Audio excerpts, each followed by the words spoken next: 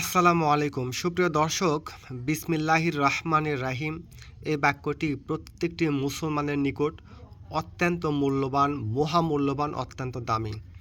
পবিত্র কুরআন শরীফের একটি সূরা তাওবা বাদে বাকি সবগুলো সূরাই শুরু করা হয়েছে এই বিসমিল্লাহির রহমানির রাহিম দ্বারা। আর হাদিস শরীফে রাসূলুল্লাহ সাল্লাল্লাহু আলাইহি সাল্লামের জবানিতে বিসমিল্লাহির রহমানির রাহিম এর গুরুত্ব, এর মূল্য অপরিসীম। মুসলমানরা তাদের প্রত্যেকটি ভালো কাজই শুরু করবে এই বাক্যটি দ্বারা। আর এটির বরকত, এটির রহমত, এটির মূল্য, এটির দাম আসলে বলে বোঝানো যাবে না।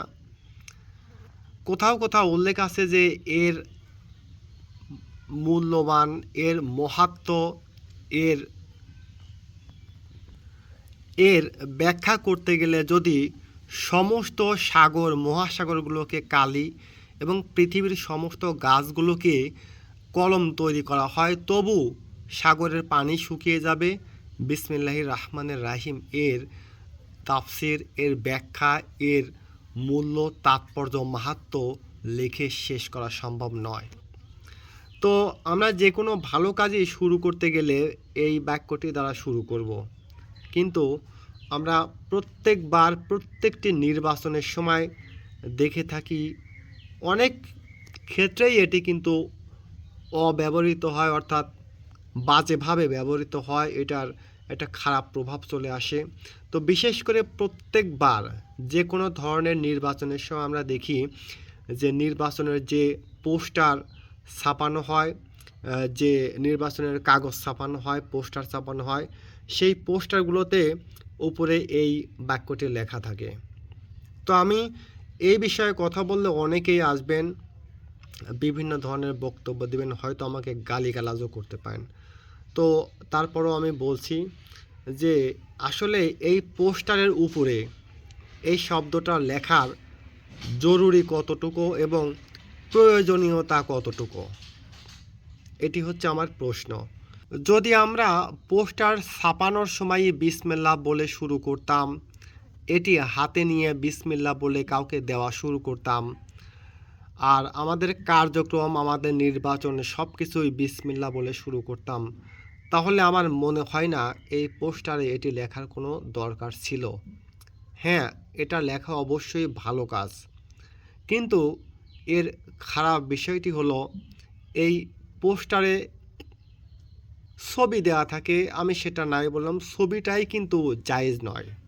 ছবি ছাপানো, ছবি দেওয়া সেটা খুব জায়েজ বলে প্রমাণিত নয়। আমি সেই দিকে যাব না, শুধু বলবো যে এই পোস্টারটা বিভিন্ন জায়গায় দেওয়া হবে, হিন্দু ভাইদের হাতে দেওয়া হবে, বিভিন্ন জায়গায় ফেলে দেওয়া হবে, পড়ে থাকবে, ভাগাড়ে যাবে, ময়লা আবর্জনার নর্দমায় যাবে, চুলায় যাবে, এটি বাচ্চাদের হাতে যাবে, কেউ টয়লেট পেপার বা টিস্যু হিসেবে ব্যবহার করবে, কেউ বাচ্চাদের পেশাব পরিষ্কার করবে, বা কেউ কেউ হয়তো পায়খানা পরিষ্কার করবে, নোংরা আবর্জনা ময়লা ভাগাড়ে পড়ে থাকবে।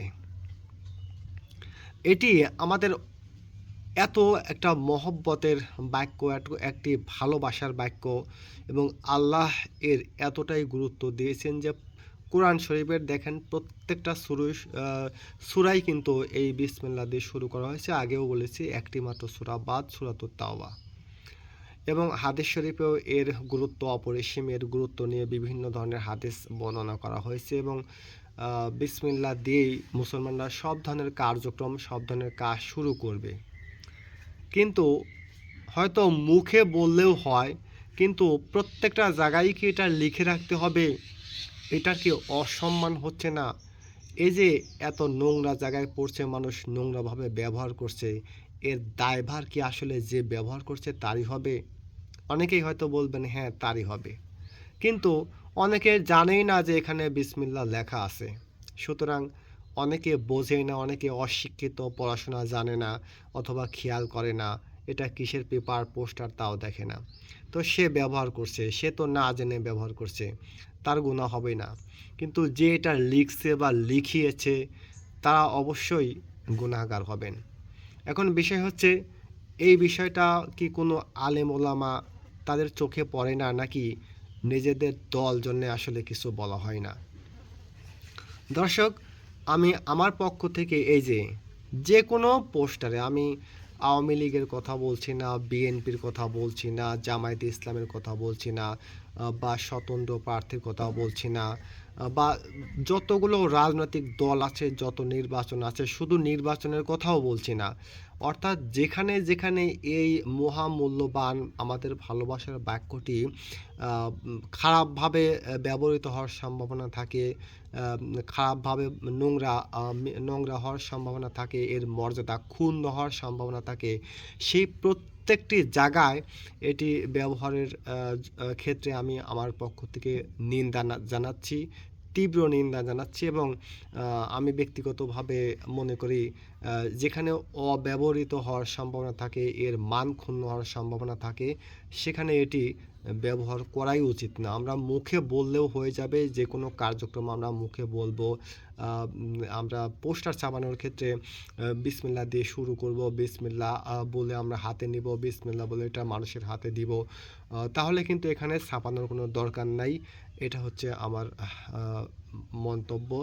দর্শক, আমি জানি এটা নিয়ে অনেকেই গালি দিবেন, অনেকেই এটাকে মেনে নেবেন না বা বিভিন্ন মত প্রকাশ করবেন। তবে আপনারা গালি দিলেও কমেন্টে গালি দেন, আমি কিছু মনে করব না, আমার সমস্যা নেই। এবং আপনাদের যে কোনো মতামত অবশ্যই কমেন্টস করে জানাবেন। আল্লাহ হাফেজ।